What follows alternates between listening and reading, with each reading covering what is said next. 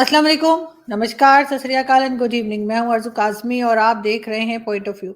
हमें जी जॉइन किया है साजिद तार साहब ने। बहुत शुक्रिया सर कि आज आप आए हैं। My pleasure. Thank you, Arzu. Thank you. और सर बड़ी-बड़ी आज कुछ न्यूज़ है। इमरान खान साहब के खिलाफ वारंट जो है इशू हो गया है और वो जो है यहाँ के जो सिविल जज हैं राना मुजाहिद रहीम साहब, उन्होंने इशू किया है और कहा ये जा रहा है कि बनी गाला के बाहर इमरान खान के सपोर्टर्स जो थोड़े बहुत हैं और साथ-साथ उनके मिनिस्टर जो रह चुके हैं, वो लोग पहुँचना शुरू हो गए हैं। उनका कहना है कि जी एक रेड लाइन है इमरान खान और इस किस्म की बातें हो रही हैं। साथ-साथ बाजवा साहब की भी खबरें हैं कि वो वॉशिंगटन पहुंच गए हैं शायद।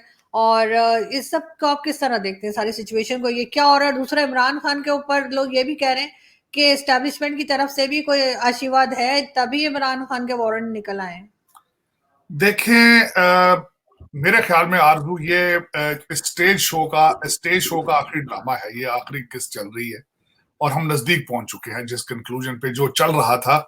कहते हैं हालात ठीक होने से पहले मजीद खराब होते हैं, वही हो रहा है इस वक्त। हम उस खराबी को, ये अच्छा खुश आइंद बात है। एक तो जिस तरह बताया कि मुजाहिद साहब वाकई, राना मुजाहिद साहब वाकई मुजाहिद हैं, उन्होंने बड़ी हिम्मत की है, उन्होंने वारंट गिरफ्तारी साइन किए हैं।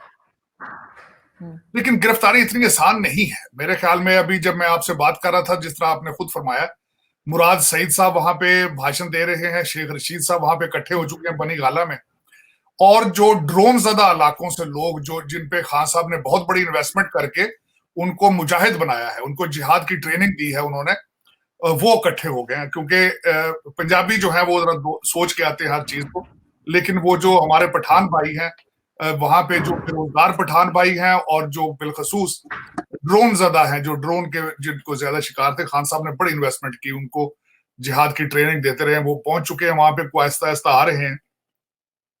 लेकिन हालात जो हैं जिसके बारे में आगे मैं मजीद बात करना चाहूंगा, एक तो मरियम नवाज साहिबा ने और उनकी सारी टीम ने, इंक्लूडिंग राना सनाउल्लाह साहब, मिनिस्टर ऑफ प्लानिंग जो है हमारे, वो भी, और इन सब ने एक प्रेस कॉन्फ्रेंस की है, मैं उस पर बात करना चाहूंगा। फिर मैं उसके मजीद बात करना चाहूंगा कि वो जो वीडियो लीक्स हैं वो कहां तक पहुंची है और मजीद वीडियो कहां से आ रही हैं और किस तरह की आएंगी। उसके बाद मैं ये बात करना चाहूंगा कि डॉलर के बारे में डार साहब ने क्या बयान दिया है। बाजवा साहब ने खुद फरमाया कि आप आ चुके हैं, वो पहुंच चुके हैं अमेरिका में अपना एजेंडा लेकर, तो उसके बारे में भी बात करते हैं। अब मैं जो वीडियो लीक से बारे में बात करना चाहूंगा कि एक तो आज मरियम नवाज साहिबा ने अपनी प्रेस कॉन्फ्रेंस में फरमाया है कि सब ड्रामा है, कोई जो हैकर नहीं है, ये जनूबी पंजाब वाले के ऊपर उन्होंने सारा कुछ डाल दिया। उन्होंने कहा ये जो इनके दोस्त जनूबी पंजाब में हैं, उनका ये सारा एक ड्रामा था, ना कोई डार्क वेब में कुछ है, ना कोई वीडियो है, ये सारा सारा एक प्रोपेगेंडा स्कीम है। This is what the Maryam Nawaz said today. अब उन्होंने वहां पे उस मरियम नवाज ने आज क्या क्या कहा है, बड़ी स्ट्रॉन्ग थी वो, बड़ी स्ट्रॉन्ग लैंग्वेज इस्तेमाल की। उन्होंने कहा कि मैं हुकूमत से नाराज हूं कि अभी तक ये बंदा आजाद क्यों फिर रहा है, ये गिरफ्तार क्यों नहीं हुआ, क्योंकि इसने मुल्क के खिलाफ साजिश की। राना सनाउल्लाह साहब ने जवाब दिया कि ये नून लीग की हुकूमत नहीं है, ये इत्तेहादी गवर्नमेंट है। तो उन्होंने आगे मरियम नवाज साहबा ने टोका, उन्होंने कहा कि ये इत्तेहादी गवर्नमेंट का इशू नहीं है, ये नून लीग का इशू नहीं, ये पाकिस्तान का इशू है। इस इंसान ने पाकिस्तान के खिलाफ साजिश की है, इसके तहत इसको पकड़ना चाहिए था। और दूसरा मैं ये भी बताना चाहूंगा कि इस वक्त नून लीग की अपनी पार्लिमानी और जो कोर कमेटी है उसका भी इजलास हुआ, और दूसरी इत्तेहादी गवर्नमेंट को भी, जो उनको भी लिया गया एतमाद में। तो वहां पे जो आर्टिकल 6 के बारे में भी बातें हुई हैं, वहां पे खाकान अब्बासी साहब ने अपने रिजर्वेशंस पेश किए कि आने वाले दिनों में मुस्तकबिल में फौजी क़यादत को किस तरह चूज किया जाए। उनको सुप्रीम कोर्ट जिस तरह सीनियरिटी बेस पे जज लाया जाता है, इसी तरह इसको किया जाए। उसके हक में और उसके खिलाफ जो है वहां पे दलाइल दिए गए हैं। लेकिन अब मैं उसको साथ रिलेट करूंगा बाजवा साहब के ट्रिप के साथ। बाजवा साहब का जो ट्रिप है, इस वक्त उनकी मीटिंग्स पहले अलाइंड हो चुकी हैं पेंटागन में और स्टेट डिपार्टमेंट में, और दो चीजें डिस्कस होंगी जो मैंने वॉशिंगटन डीसी में जो असेस किया है। मैं यहाँ पे ये भी बताना चाहूंगा कि मैं खुद कल स्टेट डिपार्टमेंट के साथ, मेरी वहां से जो एशियन रिलेटेड लोग हैं उनके साथ मुलाकात हुई। तो जो मैं असेस कर रहा हूं कि इस वक्त बाजवा साहब जो है, दो प्रपोजल जेहन में हैं उनके। एक तो या वो खुद 6 महीने की एक्सटेंशन लेंगे, नंबर 1, या दूसरा अगले आने वाले 8 दिनों के अंदर अंदर अगले आर्मी चीफ का ऐलान कर दिया जाए।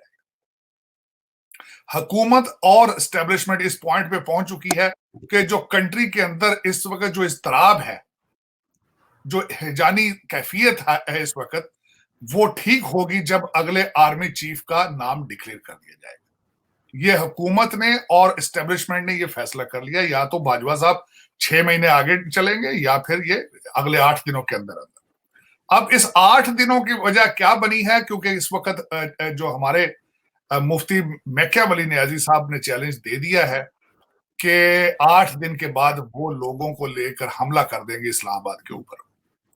अब उस हमले में क्या है, उससे पहले क्या सूरत हाल बनी? आखिरी सूरत हाल ये बनी थी कि इनके अल्फाज जो एडवर्ड कॉलेज पेशावर में इन्होंने जो अदा किए, जो इन्होंने हमला एस्टेब्लिशमेंट पे किया, उसके बाद एस्टेब्लिशमेंट ने यह फैसला किया कि अनाफ इज अनाफ, इससे आगे हम नहीं जाएंगे।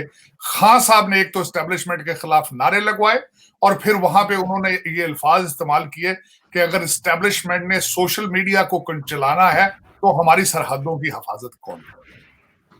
Strong wording. अब उसके बाद ये डिसीजन कर लिया गया है हुकूमत की तरफ से भी और एस्टेब्लिशमेंट की तरफ से भी एक पेज पे कि हमने अब स्टेट को बचाना है, हम इससे आगे नहीं जाएंगे। तो मैं समझता हूं कि ये फैसला अच्छा है, स्टेट है, लेकिन मैं चाहता हूं कि जो स्टेट ऑफ पाकिस्तान कुछ उसमें कुछ स्टेबिलिटी आए, वहां पे कोई इकोनॉमिक एक्टिविटी हो, वहां पे ये जो खुले दंदनाते फिर रहे हैं लोग, इज्जतें उछालते फिर रहे हैं, इसके बारे में कुछ इस पे कुछ लीड रखी जाए।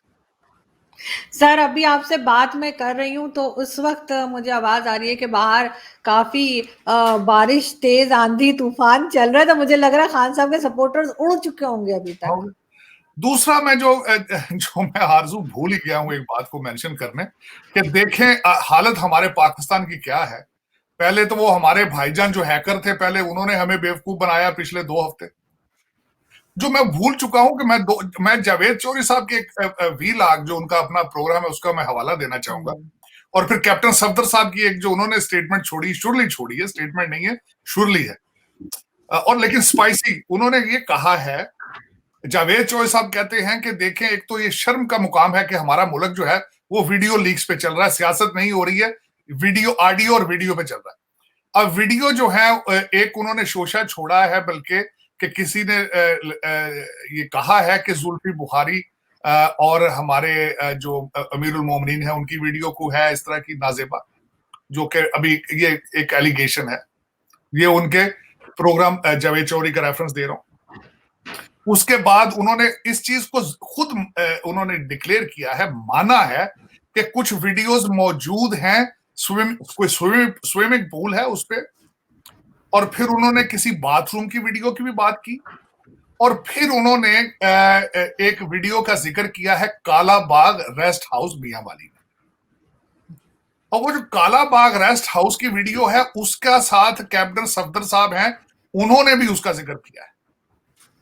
लेकिन जो उसमें से मुझे जो एक और बात उसमें से नजर आ रही है, जो मैं बताना चाहूंगा आपके देखने वालों को, कि अकॉर्डिंग टू जावेद चौधरी साहब, अगर यहां से इस तरह की शुरली चलाई गई वीडियो वाली छोड़ी गई वीडियो, तो दूसरी साइड से भी शुरली आएगी, जिसका मरियम नवाज साहिबा पहले जिक्र कर चुकी है। मरियम नवाज साहिबा ने आज से कुछ पहले ही डैमेज कंट्रोल, या जिस तरह भी उन्होंने एक वीडियो का जिक्र किया है कि जब वो कैद में थी तो उनके स्लीपिंग सूट के अंदर उनको कुछ लोगों ने हमला किया था और उन्होंने वीडियो बनाई। लेकिन अगर वो वीडियो है तो वो तो बैकफायर करेगी कि एक नाहत्ती औरत जो कि जेल के अंदर मौजूद है, उस पर मर्दों ने जाके घुस के उसकी वीडियो बनाई। वो अगर आती है तो उसका फायदे की बजाय पीटीआई को सख्त नुकसान होगा। लेकिन अकॉर्डिंग टू जावेद चौधरी साहब, टेट फॉर टैट होगा। अगर यहां से वीडियो निकलती है कोई, या कोई निकालता है दूसरी साइड से, एक वीडियो के मुकाबले में दूसरी वीडियो आएगी, जिस तरह मिसाइल चल रहे हैं एक दूसरे पे। तो ये सियासत है पाकिस्तान। आप खुद अंदाजा लगा लें कि हमारी ज़हनी पस्ती का क्या हाल है, कि कोई पॉलिसी रिलेटेड नहीं है, कोई वीडियो पॉलिसी रिलेटेड नहीं है कि पाकिस्तान की इक्तिसादियात को किसने नुकसान पहुंचाया, सियासियात जो कि है ही नहीं है पाकिस्तान के अंदर, उसका क्या मुस्तकबिल है। अगर ये इंसान जमहूरी और सियासी होता तो असेंबली के अंदर बैठ के एहतजाज करता। इसने पाकिस्तान को नुकसान पहुंचाया, पाकिस्तान की फाउंडेशन को हिला के रख दिया है, सूबों को एक दूसरे पे हमला करने पे उकसाया है, फेडरेशन को नुकसान पहुंचाया है और फेडरेशन के ऊपर हमला करने का मंसूबा बनाया। और जो मैं ये बातें कर रहा हूँ, राना सनाउल्लाह साहब ने भी ये चीजें मेंशन की हैं कि फ्यूचर में इनको he will be held liable, उनके अगेंस्ट कानूनी जो है चाराजोई की जाएगी इन्हीं बुनियादों के ऊपर कि इस्लामाबाद पे हमला करना, मुसल्लह हमला करना, फेडरेशन को तोड़ना और दूसरा इन चीजों का। अब उसके बाद मैं जिस तरह आपको अर्ज की थी कि 8 दिनों के अंदर अंदर वो पंजाबी में कहते हैं कटा या कटी निकल जाएगी, इसके बाद अब गलती गुंजाइश नहीं, इसके आगे नहीं है। अफसोस जो है, दुख जो मेरे जैसे बंदे का है, वो दुख ये है आरजू के 4 करोड़ आपके भाई बहन जो हैं वो खुले छत के, खुले आसमान के नीचे हैं, ना पीने को है ना खाने को है, और हम जो है वो पीछे पीछे फिर रहे हैं आर्मी चीफ की अपॉइंटमेंट के और वीडियो पे, और ये स्पाइसी वीडियोस पे और डीजे बट के ऊपर हमारा ये चल रहा है।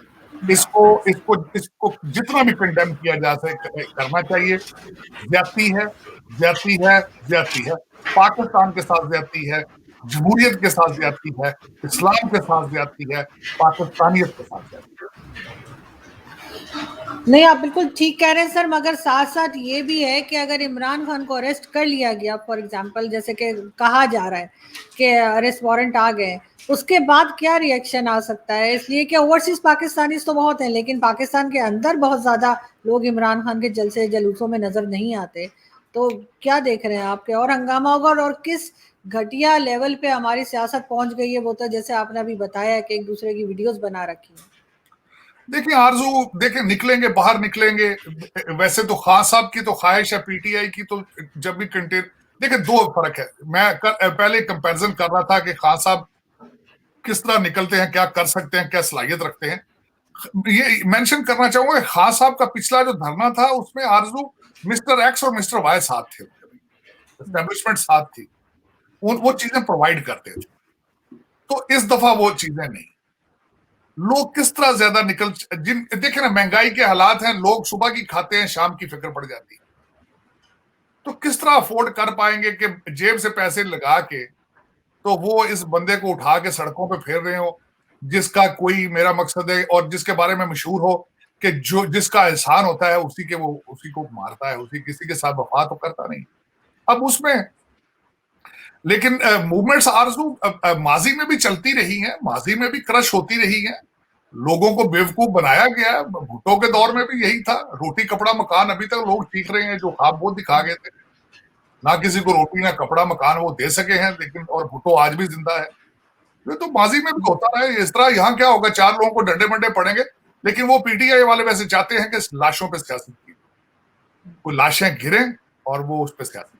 ये सर, ये तो नवाज शरीफ ने भी एक बार कहा था कि मैं 1970 की कीमतें ले आऊंगा, अगर आपको याद हो, नवाज शरीफ ने। नहीं, आज मैं उस पर भी बात करना चाहूंगा। वो एक पॉइंट तो मेरा रह गया है, जो आज प्रेस कॉन्फ्रेंस हुई है मरियम नवाज के साथ, और साथ इसाक डार बैठे हुए थे।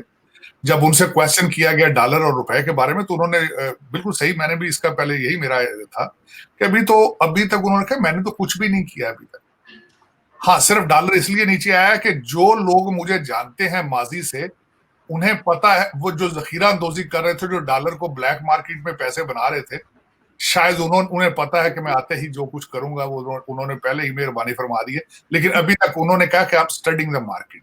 मैंने अभी तक कोई डॉलर को या रुपए को बचाने के लिए कोई खास इकदाम नहीं किए, कोई भी स्टेप नहीं उठाया। लेकिन कीमतें देखें, दो चीजें। कल मुझसे किसी ने पूछा कि शॉर्ट टर्म सोल्यूशन क्या है। मैं शॉर्ट टर्म मुझसे सोल्यूशन पूछा जाए तो अभी इंपोर्ट बैन कर दूं, हर किस्म की इंपोर्ट, और दूसरा सबसे पहले मैं ये काम करूं। अब अगला स्टेप क्या होगा? अगला स्टेप ये होगा कि अभी जो पीटीआई के परिंदे आए हैं ये उड़ेंगे, जो डुअल नेशनल हैं, ये सिंगल फ्लाइटें, वन वे फ्लाइटें लेके उड़ेंगे। तो मेरा सबसे दूसरा काम ये होगा, इंपोर्ट बैन कर दूं और ECL लिस्ट बना दूं, जिसके अंदर कम से कम अज कम 5,000 लोगों के नाम हो, जिनके जो सरकारी ऐसे डिपार्टमेंट में है जहां मनी बनाया गया, पैसा बनाया गया, और उसमें पीटीआई और सारी पार्टियों के लोग जो पिछले दौर के अंदर जिन्होंने पैसा बनाया उनके नाम ईसीएल में डाल दिए जाए। ये दो चीजें करें, अगर इसमें असर ना पड़े तो मुझसे आप गारंटी ले लें। ये दो स्टेप इमीडिएट बेसिस पे होने चाहिए। इंपोर्ट बैन, सरकारी मुलाजमों का पाकिस्तान से बाहर सफर करना बैन, सियासतदानों का कंट्री से बाहर जाना बैन, जब तक आपकी इकोनॉमी स्टेबल नहीं, और इंपोर्ट कंप्लीटली बैन। घर में मैन्युफैक्चर करें जो भी करना है, अद्वियात भी बनानी है तो यहीं बनाए। सिर्फ दवाइयां पाकिस्तान में मैन्युफैक्चर करने के लिए रॉ मटेरियल को इंपोर्ट किया जाए। ये जो लल्ले तलले मैंने पिछली दफा लिस्ट देखी थी, लग्जरी गुड्स इन्होंने सिर्फ 3 महीने के लिए बंद की थी। और लग्जरी गुड्स क्या थे?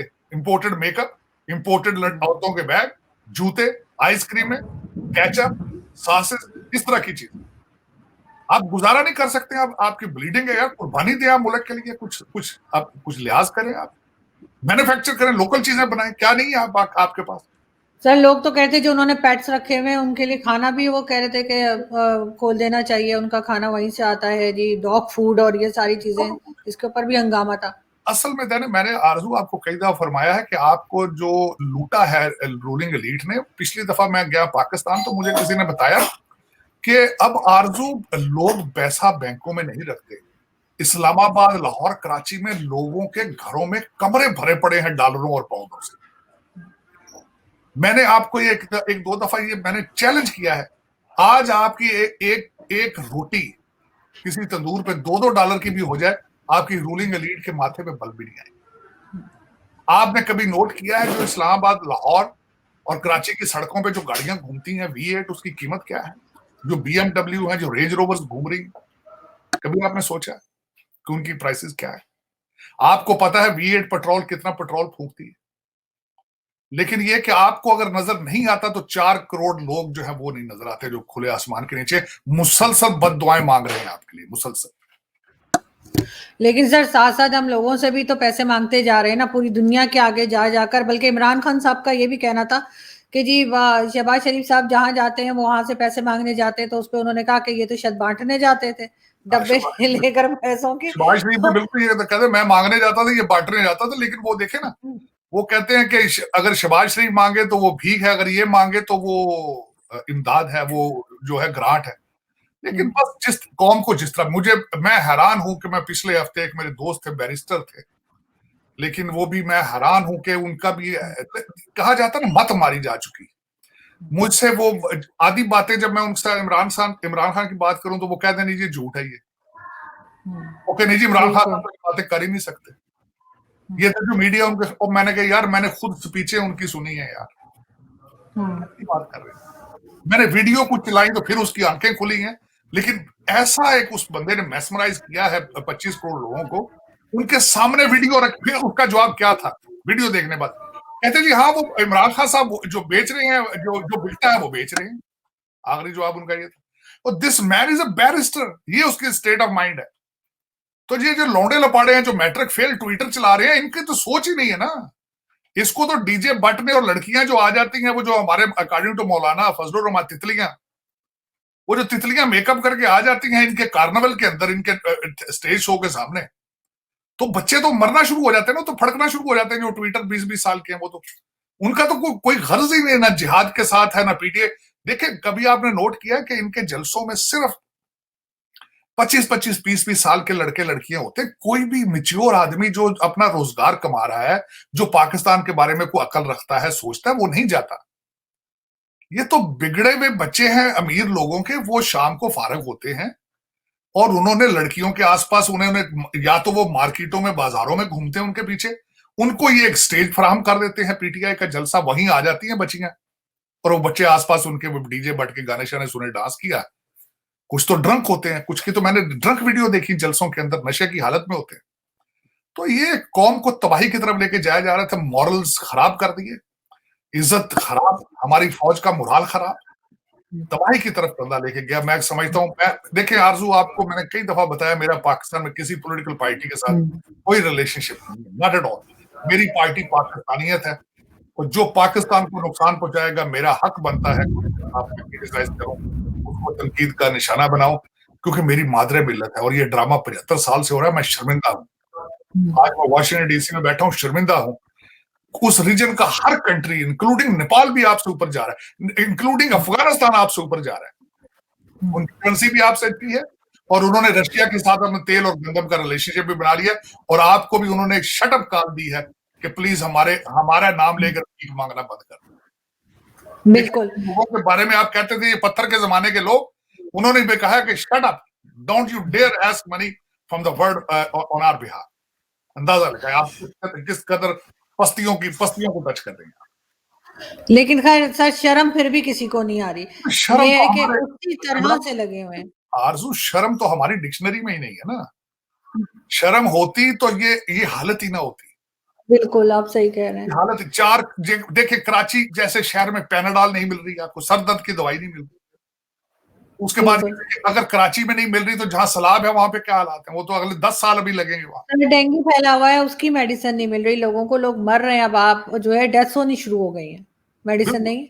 आपके जो वो, बल्कि मैंने अगले दिन देख रहा था, आपका पोलीक्लिनिक हॉस्पिटल इस वक्त भरा पड़ा है वाटर बोर्न डिजीजेस के। लोग यहाँ पे आके इलाज के लिए आते हैं, वहां भी रिसोर्सेज खत्म हो रहे हैं। लेकिन आपके लले तले आपकी जिना सुपरमार्केट में जाएं, आपके खाने जाएं ऊपर क्या नाम है, मनाल रेस्टोरेंट में, तो जगह ही नहीं मिलती। बिल्कुल ऐसा ही है। मैं देखे आरजू, मैंने ऐसे माहौल देखे लाहौर में और इस्लामाबाद में, एक गाड़ी में 2 बंदे बैठे होते हैं, 3 गाड़ियां साथ खाली भाग रही होती हैं। बिल्कुल ऐसा है। चले, अल्लाह ताला इनको हिदायत दे। लेकिन मुझे लगता नहीं है, क्योंकि ये आज की बीमारी नहीं है, बीमारी 75 साल की। कई दफा मैं अकेला बैठ के सोचता हूं आरजू, अपने डीएनए के बारे में सोचता हूं कि यार हमारी डायरेक्शन क्या है, सोचते क्यों नहीं। ये 25 करोड़ लोग, सलाहियतें बंद हो चुकी हैं, इतना पैसा कहां लेके जाओगे भाई? ये सेल्फिश हो गए, हद से ज्यादा सेल्फिश हो गए हैं। ये इतना हराम का पैसा कहां लेके जाओगे भाई, कहां लेके जाओगे? मेरी तो समझ से बाहर। कोठियां छोड़ के कहते, कोठियां बच्चों के लिए छोड़ जानी, बच्चे जब नशों पे लग जाते हैं 2 साल में कोठियां फूंक देते हैं, ये नहीं समझते। बिल्कुल यार मीर साहब के बच्चे की हालत देख लें, वो जिसने नूर मुकद्दम को मारा था, उसका पैसा क्या काम आया अभी उसके।